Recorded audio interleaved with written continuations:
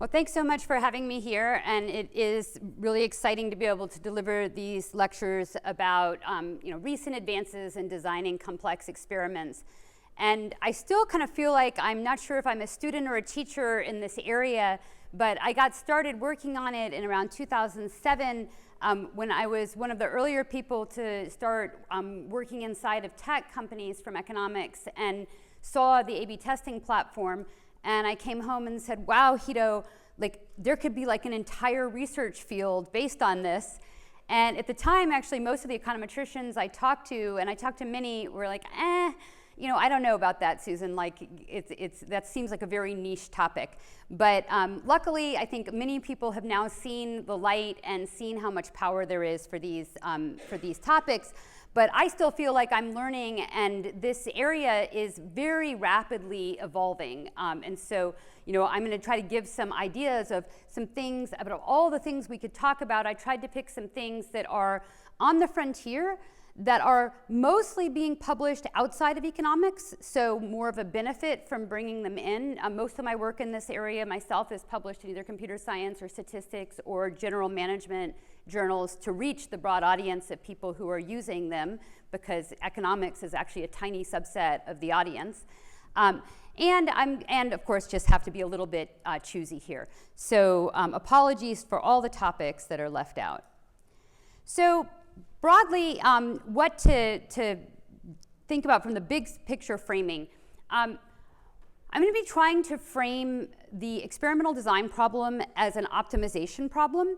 And it's an optimization problem that either we kind of do once and kind of informally, but as we get to adaptive experiments, there's actually a robotic experimental designer designing as you go in AI. And so the more you're going to automate the design of experiments as the experiment rolls out, the more important it is that you really have written down and thought about what your goals are, because you basically have to turn your problem into an optimization problem.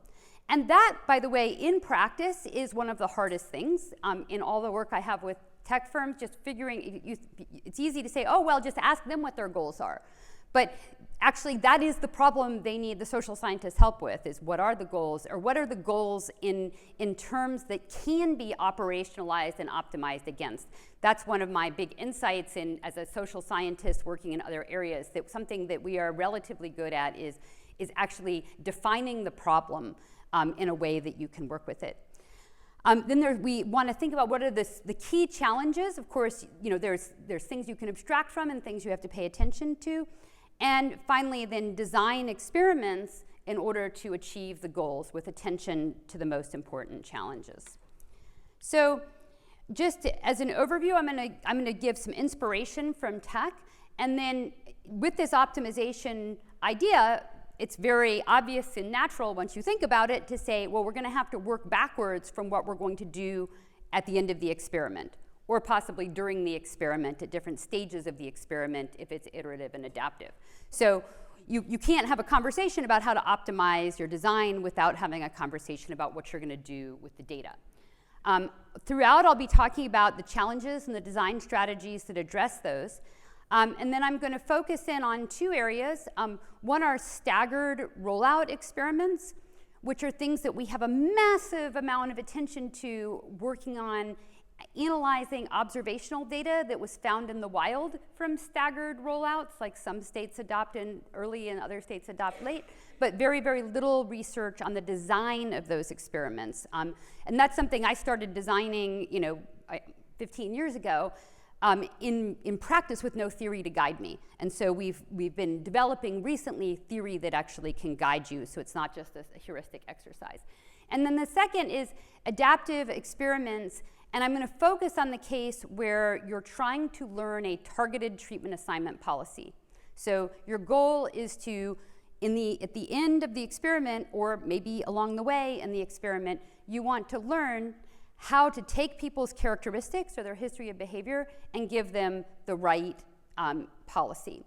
Okay, and this can be some sort of training program, and I'll give an example of that. Who should get the training program if it's capacity constrained? Or it could be something like, which story should I show a kid to read in an educational technology app? And then Hito's going to focus on interference, and that's going to be the bulk of his time.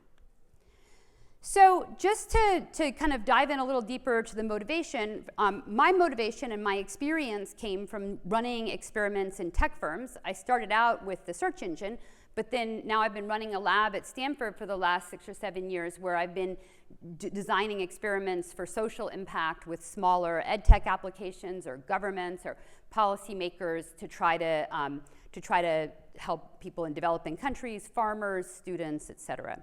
So this can be big tech, but also small tech. And the experiments are widespread in adoption and research.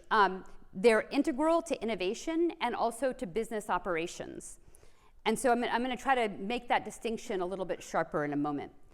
There are many, many open methodological questions. So this has been expanding really from in-house research groups in tech firms and then a parallel stream in academia.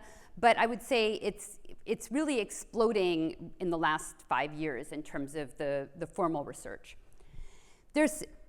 We're also seeing some problems with that, problems that actually have a big impact on our society. So when you are doing lots and lots of experiments and trying to make decisions quickly, when experiments are part of the operational routine of a firm, you tend to need to look at short-term outcomes. And you might be doing minor tweaks, so you need outcomes that are observable quickly and have a lot of signal. But the things that are observable quickly and have a lot of signal are often not what you care about. It's clicks. It's not, your knowledge of the news. And so if we just look around us, we can see all of the fallout in our society of a world around us optimizing for our short-term behavior. And so I would argue that just that one issue is a fundamental problem worthy of all of our attention. And when I held a conference for social impact, digital experimentation, and collaboration, all of the different industry people, the social impact industry people, also agreed that sort of measuring their own impact in a timely manner was probably a #1 challenge that they faced. So technology is changing economics and experiments because this digitization, as I mentioned, it's not just the search engines now, it's everything. It's people interacting with a government website, it's people paying their taxes, it's everything that we do, it's interacting with your doctors and so on. And so as this becomes ubiquitous, the economist gains a role as a foundational innovator. That is someone with idea generation that can build things, that can come up with brand new ideas. And we're good at that because we have good theories of what will have an impact. And we also can think about the equilibrium and long-term outcomes, not just the short-term outcomes. The economist can have, and especially the econometrician, can have a second role in the operational loop of a system. That you are building things and you are building what's measured and you are getting the data and you are changing it in real time. So there's really a couple of different types of innovation. It's making something a little bit better at the time once the basic parameters are set, and then there's just coming up with the big ideas, the foundational innovation. And economics gets these opportunities because of these changes in technology. But then the frameworks we bring are really changing the way that we do experiments and the kind of tech that gets designed, because we can design better outcomes. We think about equilibrium. Hito will talk about how you design different experiments when you think that there are equilibrium effects. If you're defining an experiment on a marketplace, then buyers and sellers will be affected. We also, in a completely different area of economic theory, have a theory of how decisions are made. I was really shocked when I got to Microsoft and I saw, wait, they're making 100 decisions in an hour based on 5 numbers. Wow, okay. That means those 5 numbers are an incentive system for everything that people do. And if you come up with a new number and it's not one of those 5 numbers, people may not listen to it. So we tend, I think the development field has been talking about this for a long time, defining outcomes that don't just have the properties you want, but that also can be socialized well with the decision makers is important as well. We can bring better applied econometrics to the analysis, and I'm going to give the example of that with staggered adoption. We also think about resource allocation problem. It's a resource allocation problem for scarce experimental time, experimental units, managerial time, et cetera. And so we can take all of those things into account and optimize the design to achieve objectives. So double-clicking on this two different types of innovation, on the foundational innovation side, if you're starting to design an experiment, you start with the theory and impact. And we're going to bring in economic, behavioral, social theories, and so on. We're also going to be informed by related observational studies and experiments. Research will inform the theory of impact. And we can put all those together to say what kinds of interventions. Should this be a regulation that's market-wide? Should it be at the firm level or the locality? Or should it be a service provider or a consumer in a marketplace? Like, who is the experimental unit and what is the overall structure of the experiment? Once those are set, we start to get into a loop of incremental innovation where, you know, once you're already doing something similar, then you can take the most recent data you have from the most recent treatments and interventions you have, and you can do things like off-policy evaluation. So off-policy is a fancy term for counterfactual or doing something different than the policy that was already in place. So the counterfactual evaluations can say, well, what if I only targeted a subset of people? I can look at heterogeneous treatment effects. Where was this thing working well and where was it not working well? And that can help me decide where I want to fix it and make it better. And as with recent stuff, you might be able to bring in external data or foundation models from the outside that help you deal with small sample issues in the data set you have. Then you refine your interventions and go to the experimental design phase. In the experimental design, you're going to formulate the hypotheses and goals, make the details of designs, and consider advanced experimental methods that you might use. And finally, you're going to take that and make decisions. If you ran an experiment, the on-policy evaluation is to say some people got the treatment and some people got the control, and so the people who got the treatment, they received the policy, and so I don't have to use fancy techniques, I can just compare treatment to control. But I could also take that same data and go back to the beginning and do counterfactuals so that the next time around I do something different. Okay, so that same data is used for both on-policy and counterfactuals. Now, I wanted to highlight in particular something that, again, I think you go by quickly, and statisticians and computer scientists tend to completely ignore this part, where this is a huge part of the time and effort spent by economists and social scientists. What are the outcomes? What exactly are you measuring? How do you translate the thing that you want into a number that you can measure? And that is actually, it's like hard to turn that into a science exactly, but it's just a really big deal. And I have some places where we have econometric results for that, but a lot of that is also substantive. So going more deeply into the goals, there are different designs that are going to be helpful for different goals. So one thing you might want to do is demonstrate impact for further development. So you have a general idea. I think nudges might work. So you might want to throw a bunch of nudge spaghetti at the wall and show that, you know, some nudge worked for someone somewhere somehow. Okay?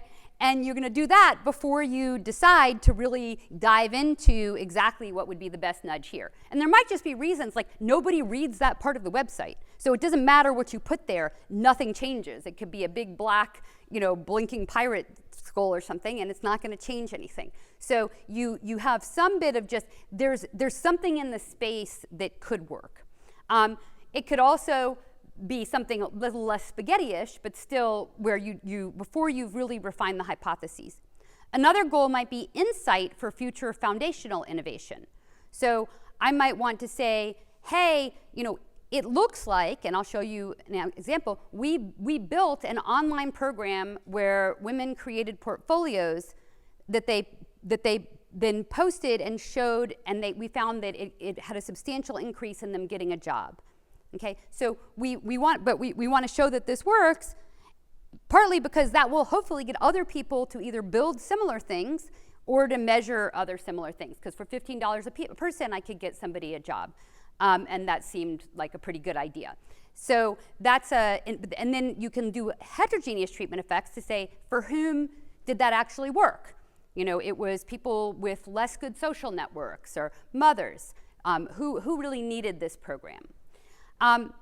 Another type of goal, which is kind of different and is a little bit farther away from what we traditionally did in economics research, but is becoming more popular. And I should say, by the way, this is one reason a lot of this research is published in management as well, because marketing and operations are in this game big time. It's one of the biggest areas of research now in some of their subfields, is that we're going to deploy. We're going to actually deploy this in a possibly targeted way. So we want to know what's best on average because we're going to go and use it tomorrow. Or we're going to deploy it to certain people. Or we might have to prioritize deployment. But also, we have the traditional thing is this a good policy and do I want to implement it? So those are deployment decisions. And that matters because if, say I'm thinking about 10 arms, and I've got 10 different versions, if I'm just going to pick the best one and deploy it, I don't really care about learning about whether two or three is better or worse than each other. I just care about the best. So that's a very different goal than just trying to do contrast between all 10 different arms. A final goal might be the welfare for those in the experiment versus the use of the data for learning afterwards. And so health people have been worried about this for a long time because, you don't want to kill people. You don't want to kill the people in your experiment. But tech firms also worry about this because in some sense they're experimenting all the time. So the people in the experiment, if you're losing money on them, then there's a financial cost to the experimentation. So you may also care in a changing environment, you might think of yourself as in a constant state of experimentation, and you care about the people in the experiment. So there are so many examples of challenges and trade-offs in meeting these goals, and some of them have gotten lots of attention, like internal versus external validity for relevant hypotheses.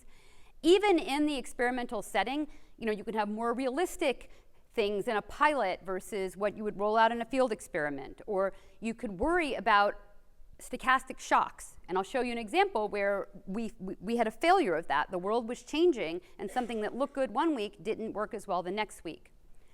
Another big problem is whether to pre-specify or do things post hoc, how to do outcome selection. There are many, many trade-offs when you have multiple arms and multiple subgroups. And one of the big themes I'll show in the technical part is that a lack of overlap between the collected data and the counterfactual policies you want to consider is the big challenge. So if you have lots of different arms and lots of different types of people, you might not even see certain types of people interacting with certain arms. So that's where an adaptive experiment can help, or actually testing a targeted policy in practice, because you make sure enough people of a particular type get a particular arm. But on the other hand, if you have too many arms, you might still have power problems.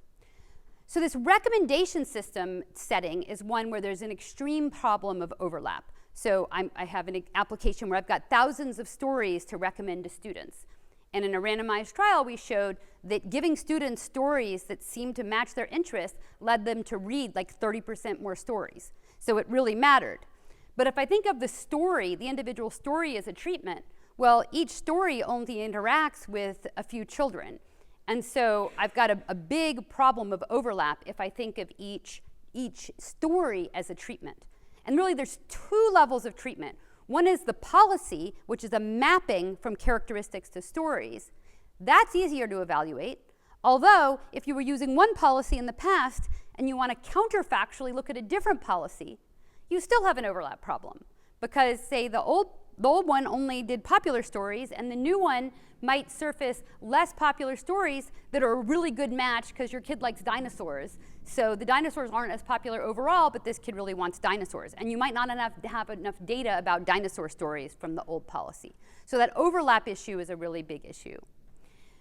Another challenge, and one thing I did early on in my work here is I went back, I have a GitHub that has maybe 20 randomized experiments, big randomized experiments, all put in a regular format so you can go back and reanalyze the data. Only like one or two of them show substantial treatment effect heterogeneity. I thought, wow, how can that be? That seems really surprising. I mean, when I've done observational studies, I got heterogeneous treatment effects out the wazoo. Why do all of these designed experiments not show treatment effect heterogeneity? And then I started thinking about it. These were field experiments people ran. They had a limited budget. Are you going to choose a treatment that you know is terrible for some people and great for other people? Or are you going to try to design a treatment that works pretty well for everybody? Because you want to get an average treatment effect at the end, right? That's your goal as a researcher. So you tend to design these generic treatments. So what I realized is if you're anticipating targeting, you would actually design different interventions. I might pick, dinosaur stories and sports stories and princess stories instead of like generic cat and dog stories, if I knew I was going to personalize. And so it's really a different kind of design that leads you to find treatment effect heterogeneity. Okay, so I'll come back to some of the rest of these as we go through. So then, as I mentioned, to turn this into an optimization problem, we're going to try working backwards. We're going to start with how will the analyst evaluate the policies, and then design the experiment to optimize for that. I'm going to start with just the very simplest thing and argue that even that isn't that simple. So if you just imagined you have a couple of arms and you're interested in looking at an average treatment effect, it's still not always easy to analyze the data after the experiment. So a couple of very common problems are low signal-to-noise ratio for key outcomes, like long-term outcomes. A huge one, especially in tech firms, are fat tails. A few people generate all the revenue, all the traffic, all the reading, all the clicks. So you care about those people, but that leads to very fat tails in the distribution. If you might be able to use a survey to ask people your golden question of interest, but then get selective response and selective attrition. So you may have a trade-off between measuring something short-term with high response rate and calling people a year later and getting low response rate.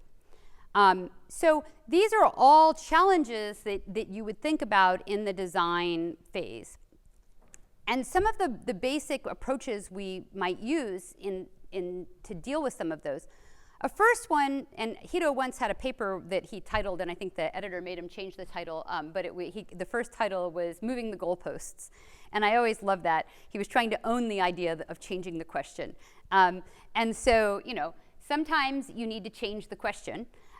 You might care about one outcome, but you can actually have power for a transformed version of that outcome, even if it's not exactly what you cared about. And so the transformed version can at least tell you that something worked for somebody, even if it can't tell you exactly how much.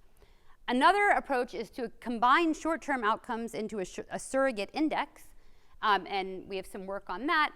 Another is to study combinations of outcomes. Like I'm going to look at the impact of people changing industry and, or moving into technology and getting a higher ranked job.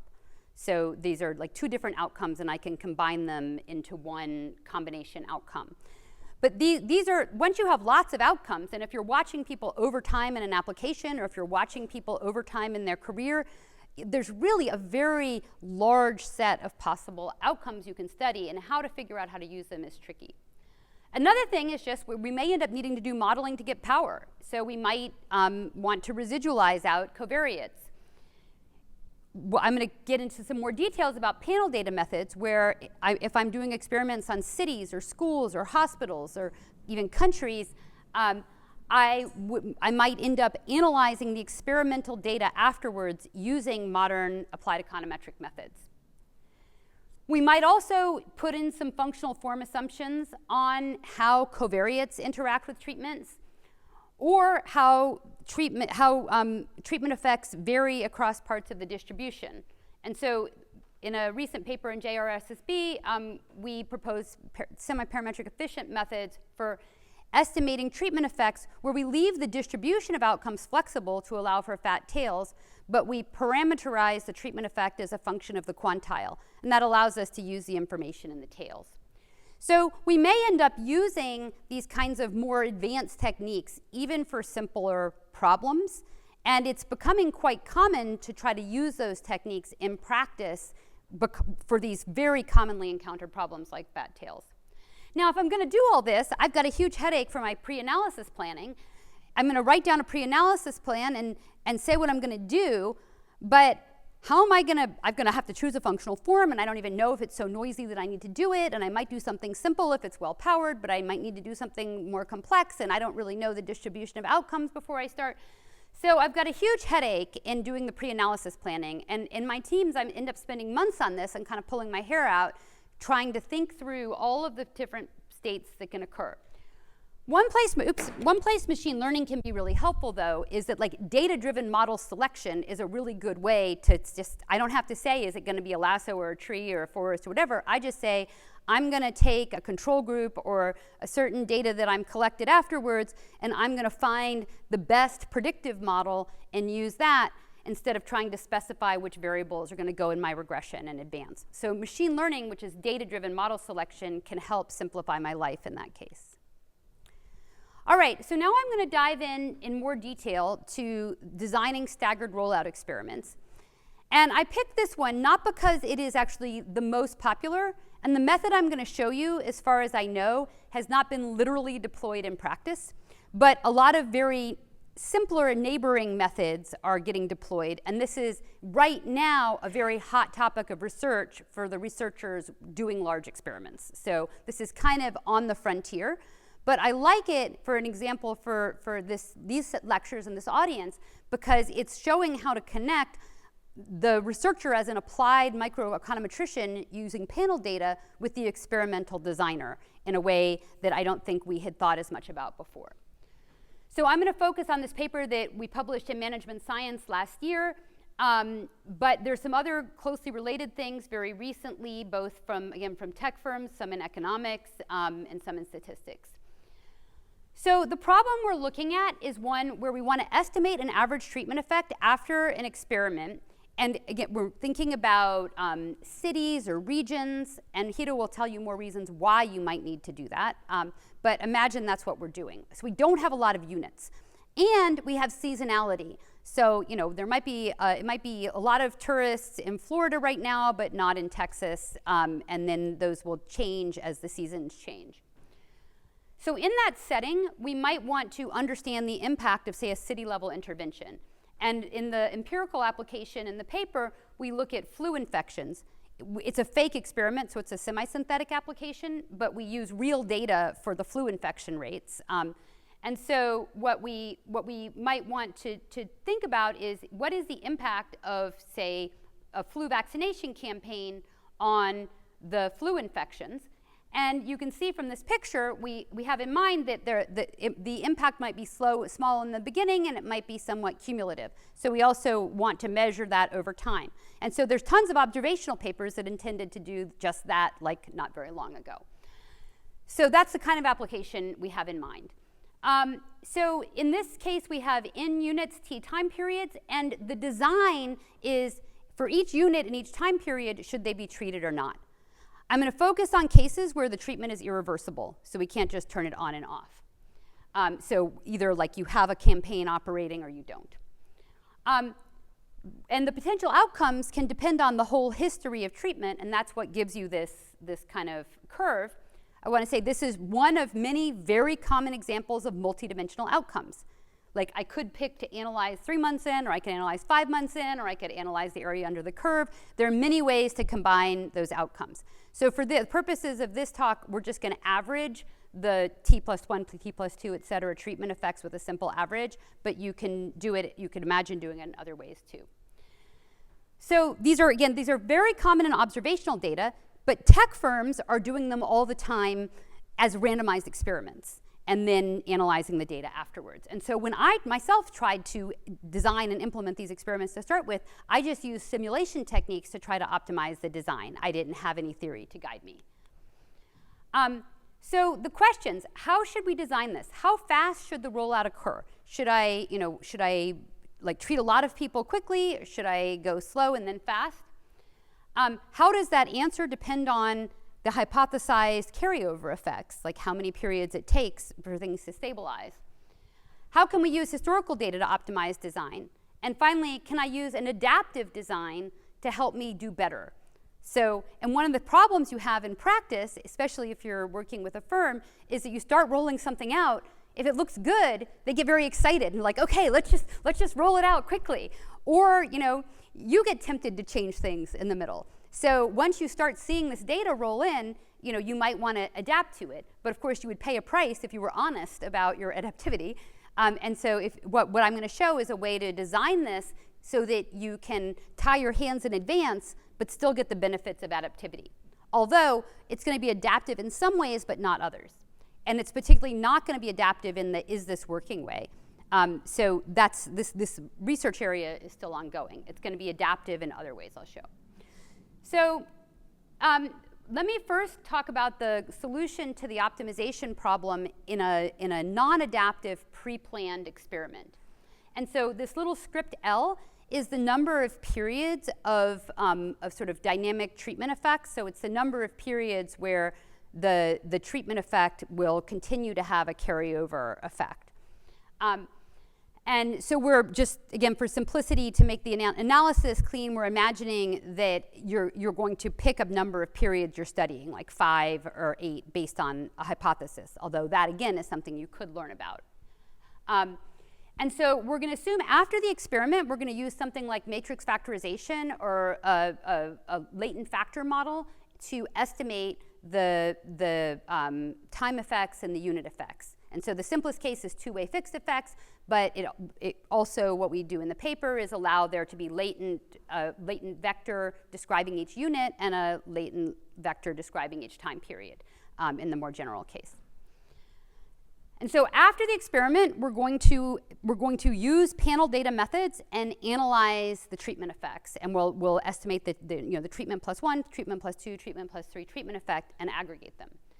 And so what we're going to do is try to then maximize the precision of our estimate of the weighted average of those treatment effects. In the paper, we take that as, and this, my co-author was an operations research student, and she turned this into an optimization problem and characterized optimality conditions for this experimental design problem, and then showed how to use those optimality conditions, which were analytic, to translate into an algorithm to design the experiment. And by designing the experiment, say who should be treated when. And so what we show is that it's an S-curve. Now, this first line here is the case where there's only instantaneous treatment effects. Like you get treated and it lasts one period and then there's nothing after that you're trying to estimate. And then the thing that's most efficient is just to have a constant treatment rate over time. So every period you add a few more people at the same rate. And that's basically the intuition for that is that you're trying to both learn time effects and unit effects. And so by having the adoption occur slowly, you're able to learn both the time effects and the unit effects. But if you're wanting to learn multiple periods, then you'd like to see more people for a longer period of time, and so you want to push things forward. So you start slow, and then you speed up, and then slow down again. And we can show how to do that design as a function of the model parameters. In the paper, we show also that you might want to stratify either by observed covariates, or if you have historical data, you can estimate the latent characteristics of the units. And so those latent characteristics would basically be, two units with the same latent characteristics we expected to have similar time trends. And so we could stratify our experiment so that people who have one kind of time trend are one group, and people have a different kind of time trend have another group, and we can do that stratified randomization to make sure we have sufficient power. And again, this is all in service of power for anybody who's ever suffered in a situation where you have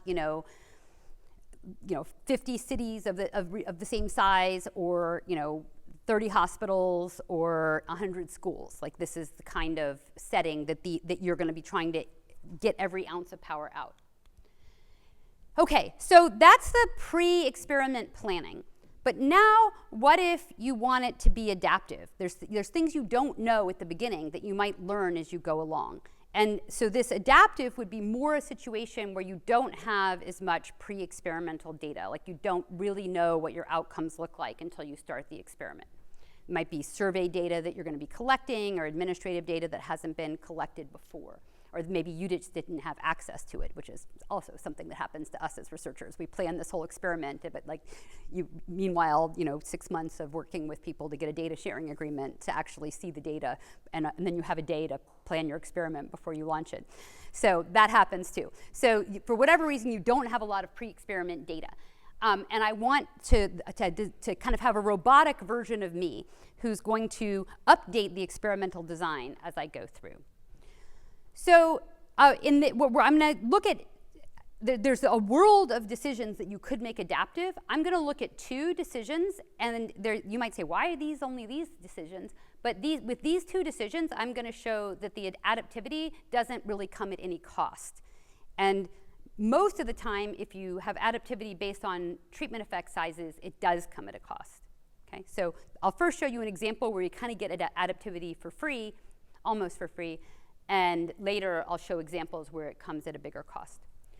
So what we want to do is be able to estimate average treatment effects with valid inference at the end of the experiment, and we want to get an answer quickly and kind of minimize the cost of the experiment. So there's 2 decisions that the robotic experimental designer is going to optimize.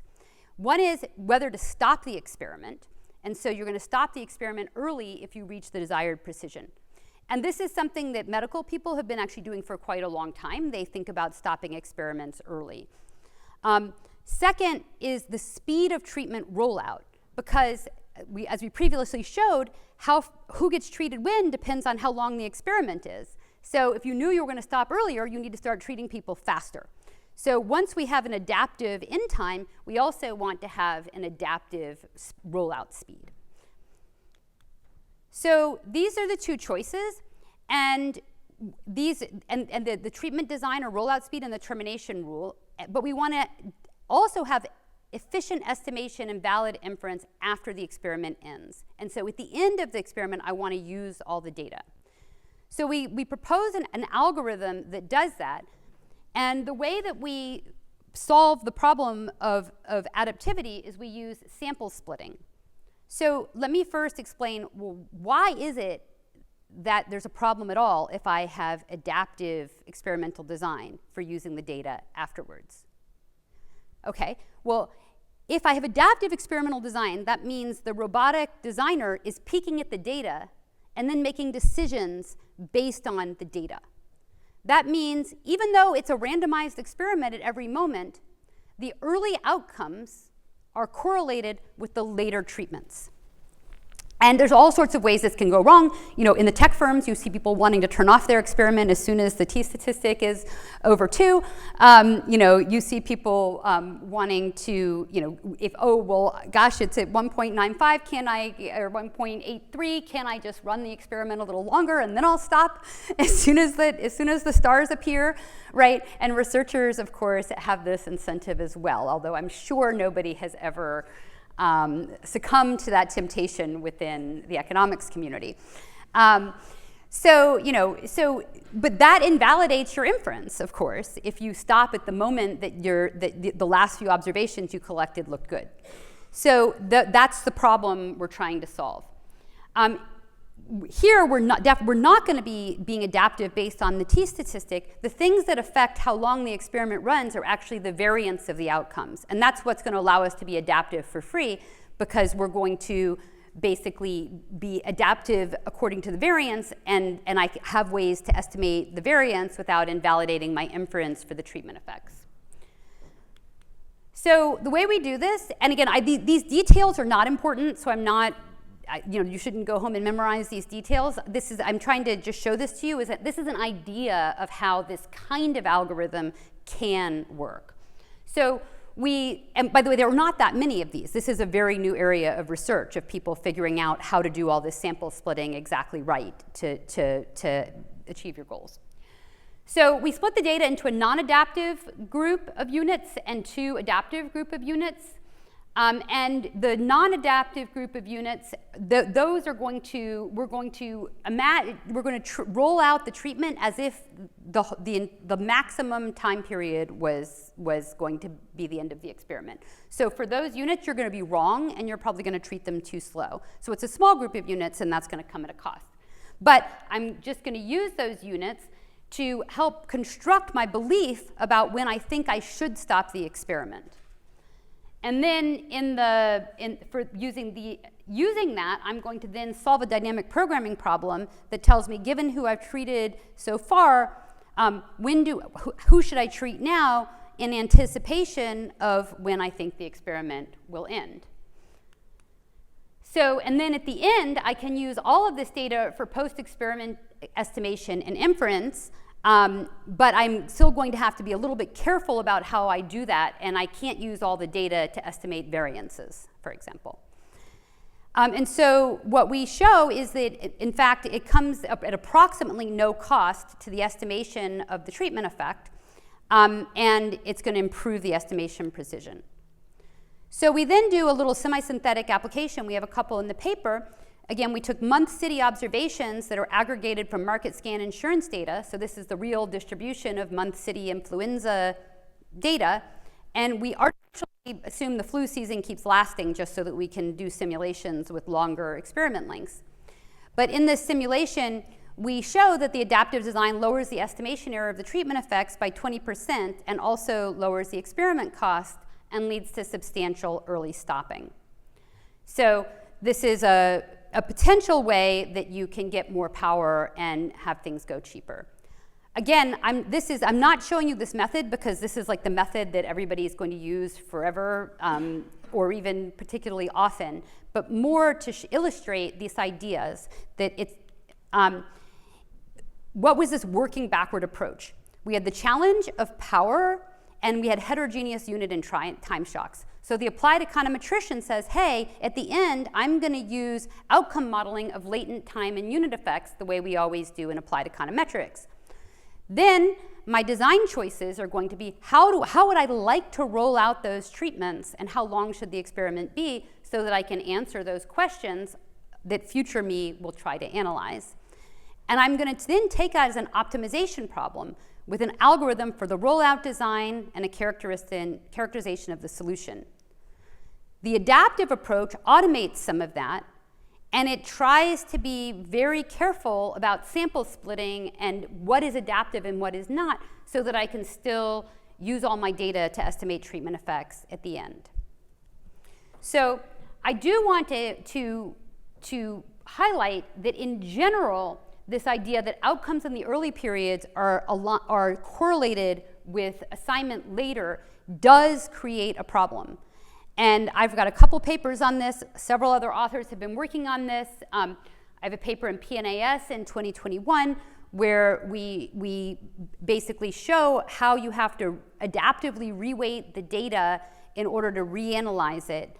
Otherwise, you can make mistakes in inference because of this fact. If you're adaptive in the way that peaking at the early outcomes tells you which arm you should prioritize. So if you're adaptive in terms of the actual values of the treatment, it does come at a cost. There's a real cost, and you may have to bear that cost.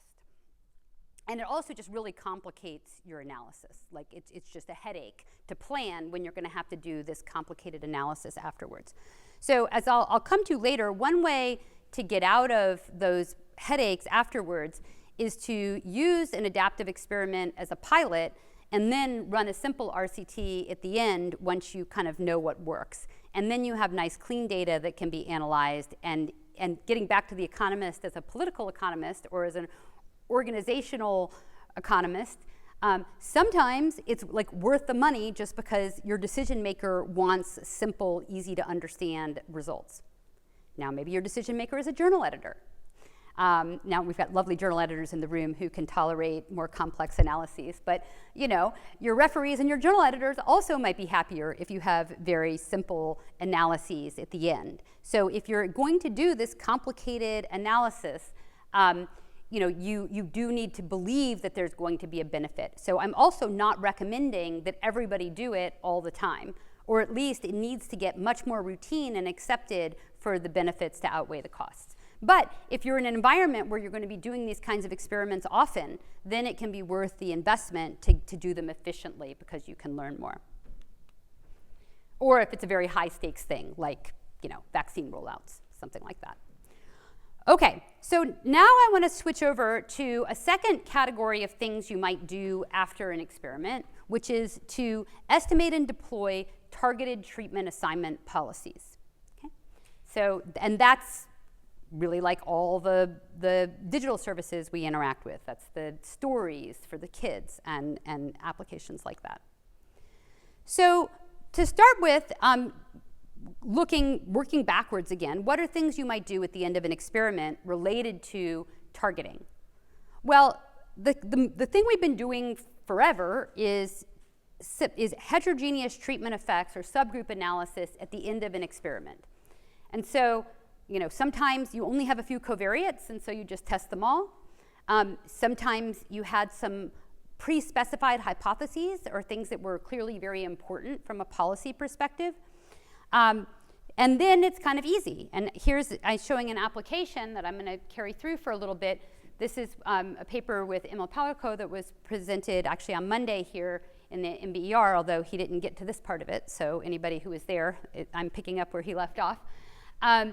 And in this case, there's an organization in Poland that had a mentoring program that was helping women transition into the growing Polish IT sector, where women were underrepresented and there were lots and lots of jobs, but not enough workers. So they had a mentoring program, but it was limited in capacity by the number of mentors they could get, sort of like the AEA mentoring program is limited by the number of women who show up to mentor. So what we did is we designed and implemented a program we called Challenges, and in Challenges, we created a series of exercises that the women could work on, that if they did all of the exercises, and at the end, they would have a portfolio that they could show to employers.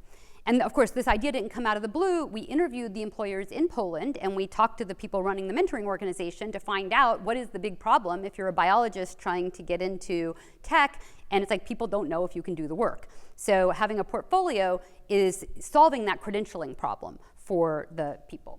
So we created this program. Again, there was basically very little human involvement, but it was about $15 a person to kind of administer the program. And a lot of those are fixed costs, but there's some marginal cost of just answering emails and stuff. So we ran 2 randomized controlled trials with 2 different control groups. In the mentoring population, what we did is the mentors would choose 2 potential mentees they wanted to work with, and we randomized between the 2 mentees. So one got it and one didn't. And in general, the mentoring, those are the purple bars, the mentors picked good people who had high baseline probabilities of success. So the mentoring control group is different than the general applicant pool. While in the Challenges program was a separate RCT where we randomized from the general applicant pool. So we have a different control group. And so here we've just done the traditional kind of heterogeneous treatment effect analysis that's sort of hypothesis driven, and we find big effects, especially big effects from mentoring, but proportionally similar big effects in small towns where maybe networking is harder to do.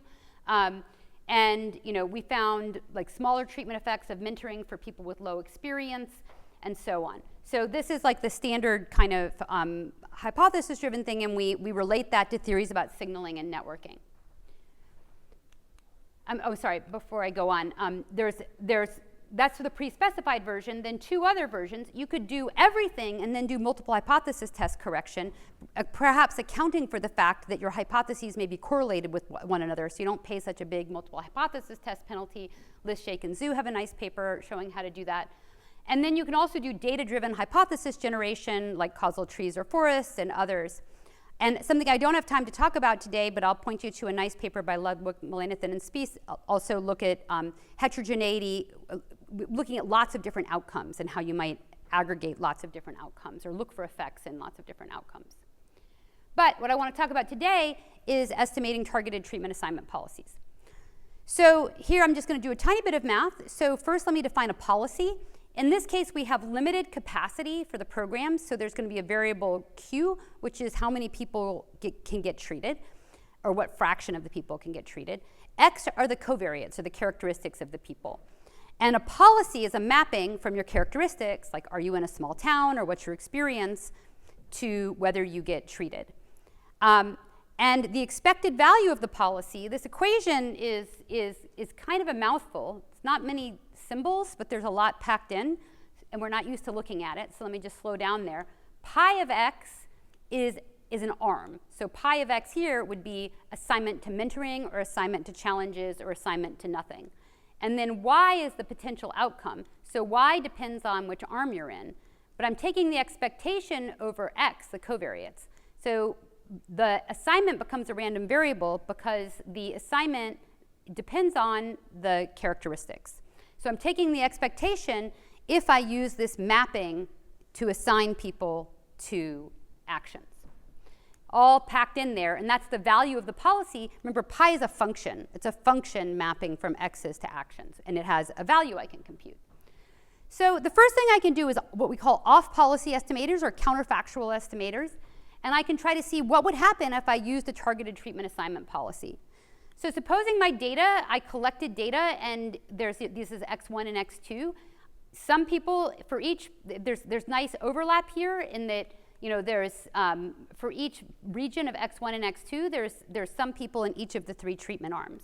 Okay, this is the kind of data that we would collect. Now, if I want to consider a counterfactual targeted policy, this is an example of a tree-based policy that is splitting according to values of x1 and x2. And so these people with low x2 are getting no treatment, or I'm sorry, getting the mentoring treatment. The people with high x1 and x2 are getting the challenges, and then this quadrant here is not getting DARE IT. So this is a potential counterfactual policy. So I can overlay this targeted treatment assignment policy on top of my data, and then I can see what's the overlap I have between the policy of interest and my data. And so I've colored in here the orange dots from the data that I also would assign to orange in the policy are still orange here, and that's the overlap. These are the people who actually got the thing I'm trying to evaluate for them. And likewise here, these green people are the ones that I would have assigned to green and were green in the actual data. And these gray dots are non-overlapping. So if you wanted to be purely non-parametric, no additional assumptions, you just throw those people away because they are not useful at all for helping you understand the benefit of this policy. Now, we've got a long history in causal inference of dealing with these kind of problems. So either if you have an observational study, in my case, I have 2 randomized experiments that are different, so it's like a stratified random experiment. So I need to use observational study techniques. Or if I were just trying to get more power and efficiency, I could also use outcome modeling, propensity weighting, or AIPW estimation, double robust estimation, to try to estimate the value of this policy.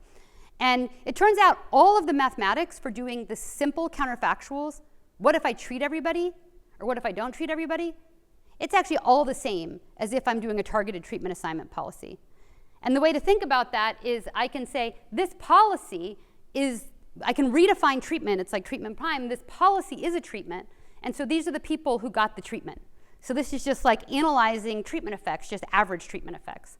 So even though you might think this is complicated, because I have this weird targeted treatment assignment policy, it's a function, it must be really hard to evaluate.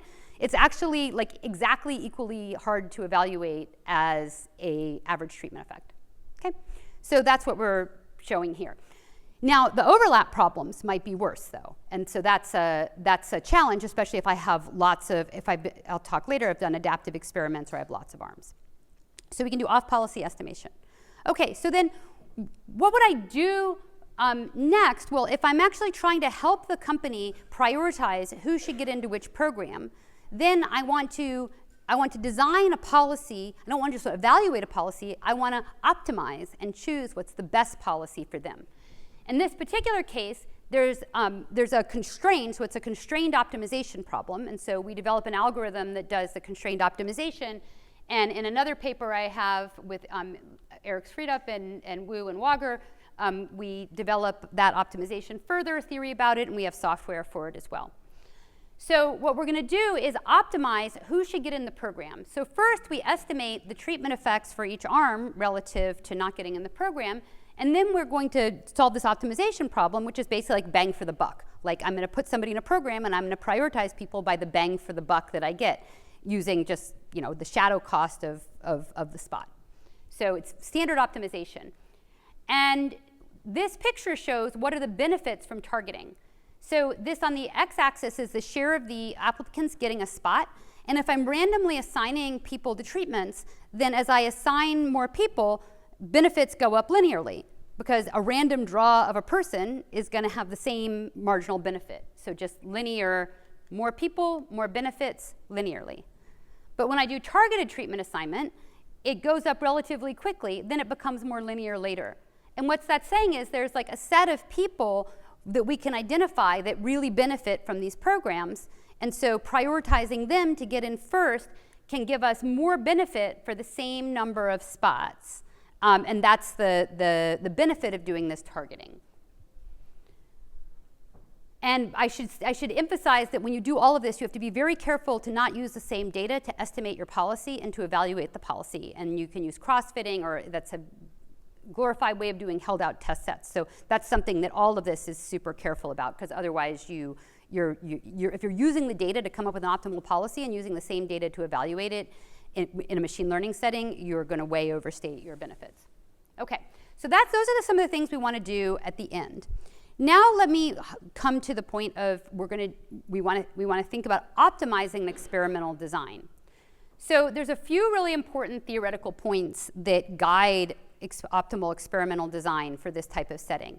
And I want to emphasize this is still like on the frontier, state of the art. So I'm going to show you results. The theory, well, I probably go very fast through the theory, but the theoretical papers that we have that finally solve these problems came out like in NeurIPS in December 2023 and are still coming out now. So these problems are very much, to me, just getting solved for the adaptive experimental design problem. They're just getting solved in a way that the algorithms actually reliably work in practice. So one of the first big insights, and this is just an equation that would be very familiar to anybody who's done applied causal inference, but it's a slightly different version of it. The variance of your estimator of the value of a policy depends on the overlap of the policy you want to evaluate and the data you collected.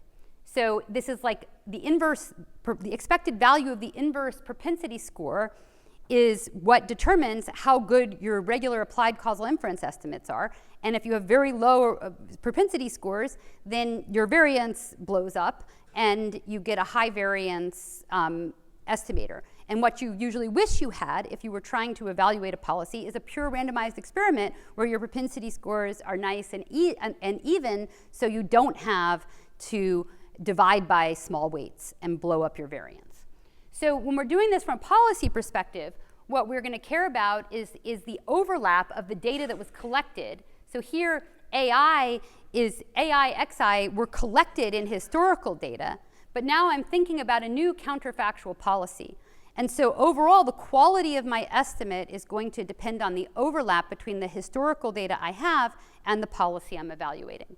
That every applied person kind of knows that or learned that, in their causal inference classes, but it hadn't really been fully appreciated by the people designing these algorithms. And even once it was appreciated, it was hard mathematically to pull that objective into the optimization problem. So I'd say the breakthrough we had technically was designing an algorithm that allowed us to optimize for that analytically and control it with like a single parameter, because these models are very complicated. The second point, and this comes from work that I did with Stefan Wager in Econometrica and a paper in Management Science with Seung-Hwan Zhu, where we looked at policy estimation evaluating many policies. And that builds on a large literature from Mansky, Hirano Porter, Kitawaga and Tedanoff, and so on.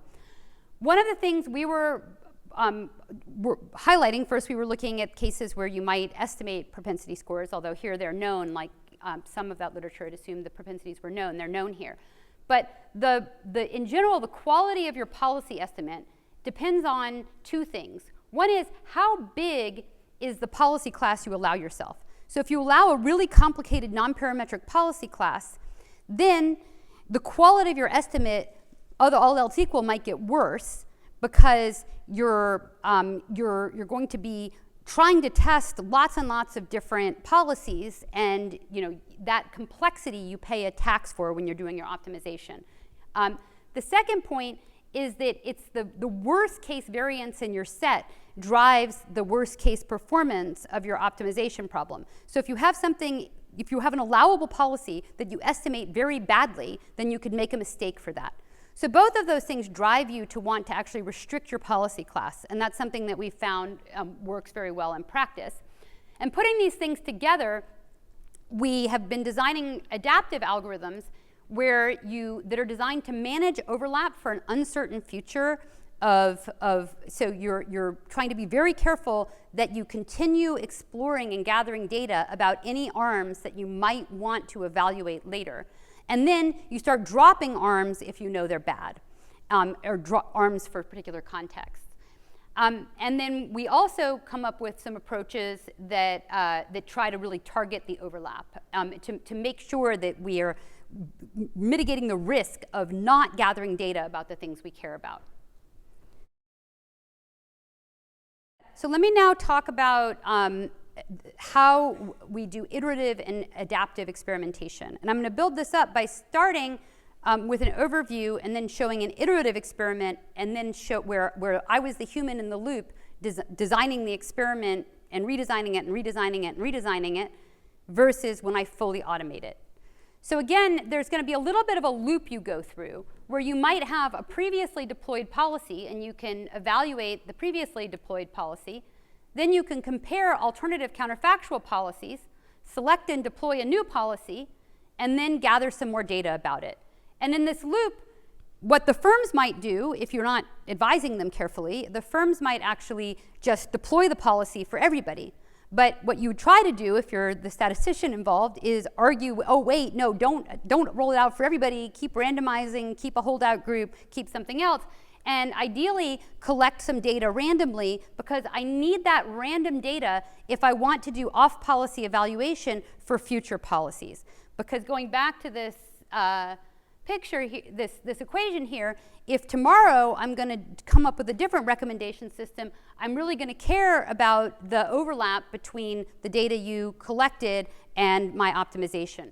So I want to make sure that I'm continuing to collect some random data in order to be able to do my off-policy evaluation in the future.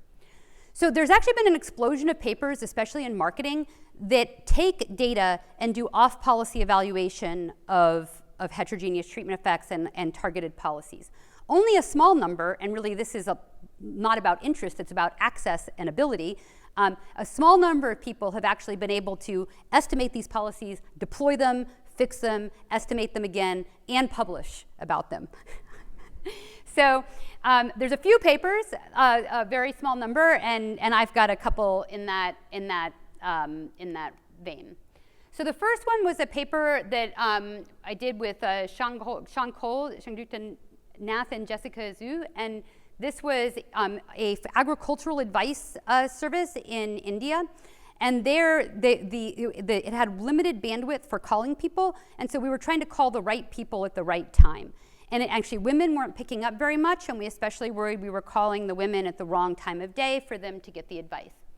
And so here, we ran a series of experiments. Actually, like our data access and ability to run these was going to cut off on a fixed date, so we were like just racing to run these experiments. So like we would get data on Friday and run stuff over the weekend, and then release the new thing on Monday for a couple of weeks. So it was kind of a exciting adventure. Shangdukta was amazing at doing that. She's now at University of Georgia.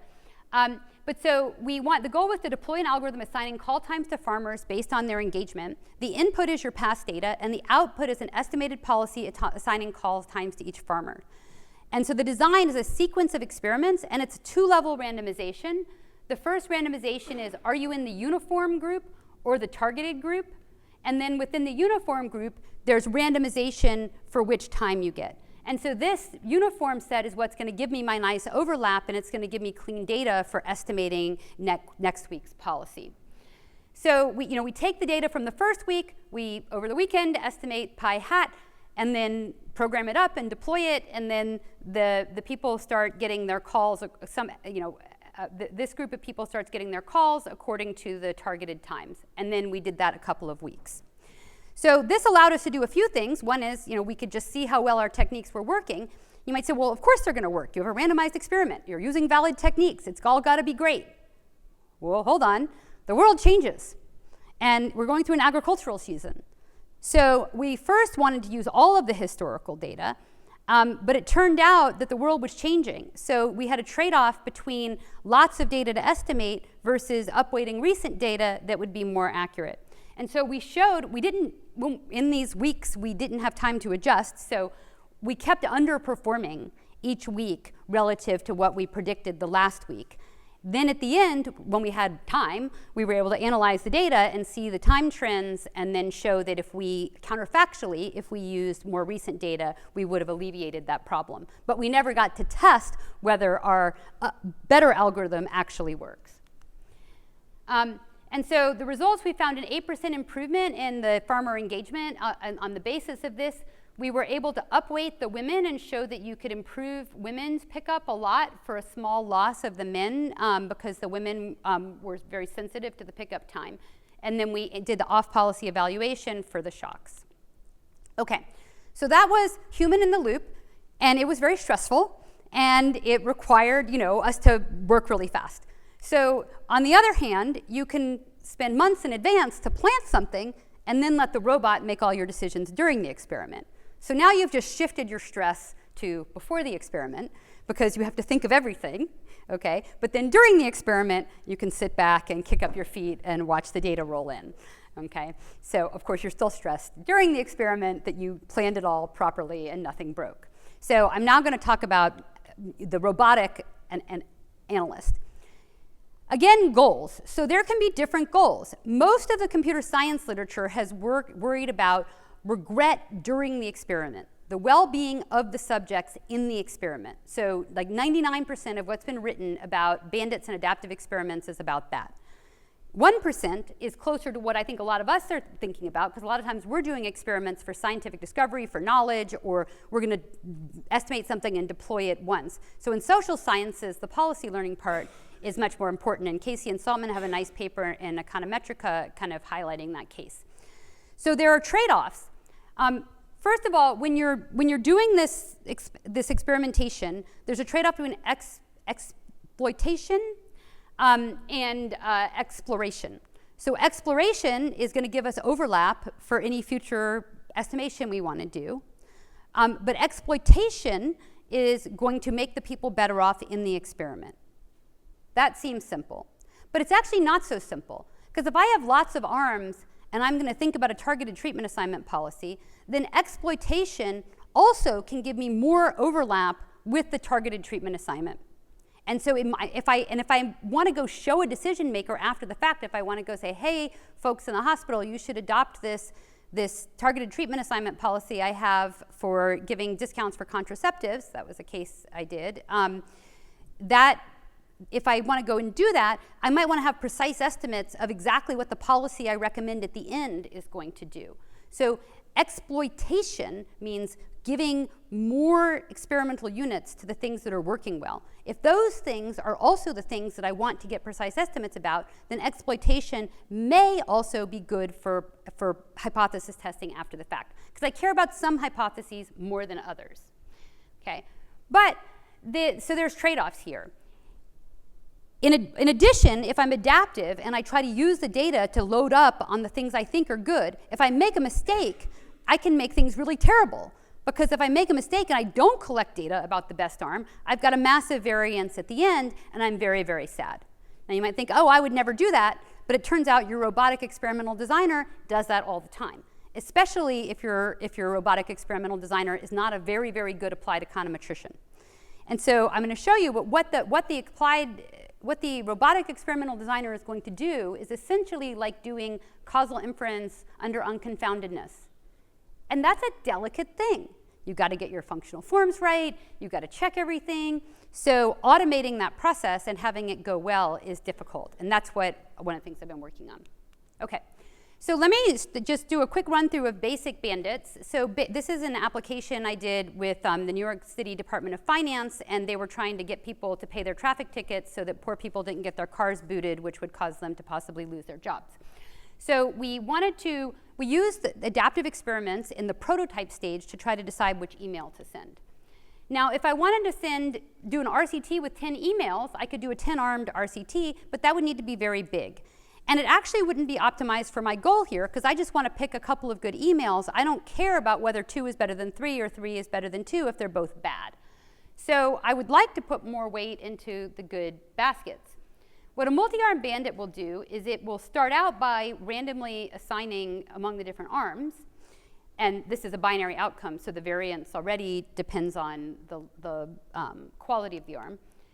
But then, as I go through the experiment, I start loading up more units on the most successful arms, and so I get tighter and tighter standard errors on the very best arms. Then, at the end of the experiment, I'm going to have, hopefully, pick a winner and have a lot of data collected about that winner. So there's many algorithms to do this. One of them is called Thompson sampling. I'm just going to tell you briefly about it, but actually in my research, we've abandoned these traditional algorithms because the math was too hard and they didn't allow us to control the things we needed to control. So we've invented new algorithms that are better aligned with the modern causal inference literature. But the Thompson sampling, it's easy to understand. You start out with a prior about how good each arm is. After you collect data, you have posteriors, and you assign the next batch of experimental units to arms according to the probability that each arm is high. So even though arm 2 here looks good, there's some chance arm 3 is better, and so you're going to keep giving data to arm 3 as well, thinking about the probability that it's higher, not just which one is higher on average. If you just were trying to exploit, you would give all the data to arm 2. If you were just trying to explore, you would go equally among the 3 arms, and this does something in between. So we ran this experiment. At the end of the experiment, things still hadn't converged, but we did have some things that looked good. This is very common. I have run almost none of these experiments where I actually got things to converge within my budget. Maybe someday I'll get better at planning, but it's just treatment effects are noisy for a lot of things we care about, and we a lot of times just don't have the money to run it to the end. So worrying about the fact that these things make mistakes is pretty important in practice. Then we actually picked the winners, and we ran a pure RCT and found that our emails, in fact, worked and helped people pay their parking tickets. We have a little Shiny app. If anybody wants to play with this, it's an online Shiny app. You just click on the button, and you can run your own little simulations to run your own adaptive experiments and kind of get a feel for how it works. This is an output from my little Shiny app. One thing that's a problem, this is a case where 2 arms are equally good. And this is how the assignment probabilities change over time, and each gray thing is a different run. And you see, when arms are very close, it often gets convinced that one is better, the other is better, and that instability is one of the things that creates problems for inference after the experiment. And okay, so let me come now to the targeted treatment assignment, which is really the hardest part, and I'm really here just going to be able to kind of highlight what the issues are. So again, what we want to do in the targeted space, the axes here, x1 and x2, are the covariates, and we're going to try to learn a policy that maps from the covariates to the actions. And this is showing over time, as the batches go through one of these, how the colors are which arm you get. And you see red is the best arm. These are the mean outcomes over here. Red is the best arm in the high x1, x2 space, and blue is the best in the bottom. And it learns that targeted treatment assignment policy over time. So this problem, actually I have some things on applications. I'm going to come to just the picture though of how of what the econometric issues are. If we know from our work in applied causal inference that if we have a randomized controlled trial and say here's one dimension of x, if I'm trying to see whether I want arm 1 or arm 2, I can estimate outcome models, and I can say, oh, it looks like the red arm is better for high x, and the blue arm looks better for the low x. But what the adaptive experiment is going to do is it's going to start loading up blue arms for the low x and loading up red arm observations for the high x. And so after you've done this a while, you now have an observational study with poor overlap and something that could easily get you to get biases. And so I've got these dotted lines through here. You would get the wrong estimate of the functional form if you naively went in and did that. So the basic Bandit algorithms did this and ignored that problem, and they performed badly as a result of that. And so one of the things we've worked on then over these years is how to bring in semi-parametric techniques to help mitigate this problem. And one of the things that we do is we use weighting. We also actually try to make sure we control the overlap problems to make sure we have sufficient overlap when we're done. So just to conclude here on this, actually I've got more technical issues. Let me just come to the takeaways. The economic toolkit is going to be applied for multiple things when we're doing experiments. One is high-level design of interventions, the experiment structure, and the outcomes, like this high-level stuff, and it's also part of the operation of digital systems and the optimization. The detailed design choices are going to solve an optimization problem. So we're going to work backwards. We start with a goal. What will you do with the results, and how will you use them? What outcomes will you measure to achieve the goal? And then once you have those, you're going to solve an optimization problem for the experimental design.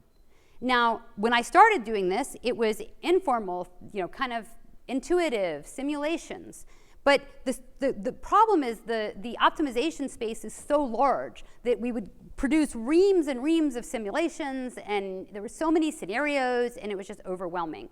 So the role of theory and econometric theory has been incredibly helpful just for me as a practitioner. And we developed the econometric theory to simplify my own life as a practitioner, to have algorithms that worked and didn't require so much scenario planning, and that would be adaptive to the data. So one of the things, for example, we did was the functional forms and outcomes are a problem. If you have to pick, say, a linear model for learning outcomes, and you have to stick with it throughout an experiment, well, that linear model is going to be way too complicated when you have 50 observations, and you'll make one kind of mistake, but it's way too simple once you have 2,000 observations, and you're going to become overconfident in a linear function and make mistakes. So what we did was we developed a data-driven model selection where you could use cross-validation so that you would automatically use a simple outcome model, a simple functional form early in the experiment, and a more complicated one later. And then we show how to use a specification test where we test two different ways to evaluate a policy. One is propensity weighting and one is outcome modeling. And we show that if you pass the specification test, then you can trust your estimates of how uncertain you are. Because you not only need to make decisions about what to deploy today, but you're also experimenting for the future. So you need to know what you don't know. But if you have a misspecified model and you have a simple linear model, you've estimated those parameters really well, you think you know a lot, but you actually don't. So you can get overconfident.